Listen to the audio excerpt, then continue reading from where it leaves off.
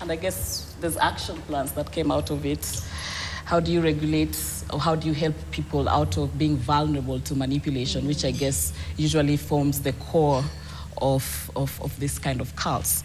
On my hot button tonight, I'm reflecting about a deep concern about the welfare of patients, particularly patients battling mental illnesses. And I'm speaking about this coming off of the case of Dr. Susan Toto. You may be aware of her case. Recently died tragically after being admitted into a mental health facility. It was a forced admission, and that's what I want to talk about, the legislation of mental health care in the country. And no doubt we have come from a very far place. We have made strides in legislating and creating care for patients who need attention mentally.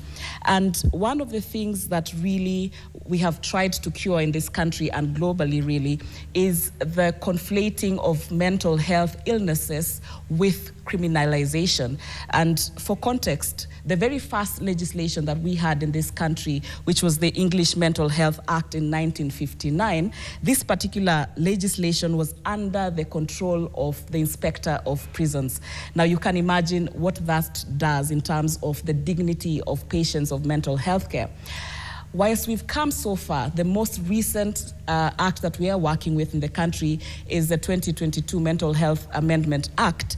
But there is a particular clause that might need to be looked at with sharper eyes. This is Section 14 of the Mental Health Act, Amendment Act of 2022. And this section particularly is designed to allow the temporary treatment of individuals that are deemed to be incapable of consenting, and thus allowing for involuntary admission. And there's no doubt that there were positive and well intentions around this, because there are cases where caregivers are not able to handle.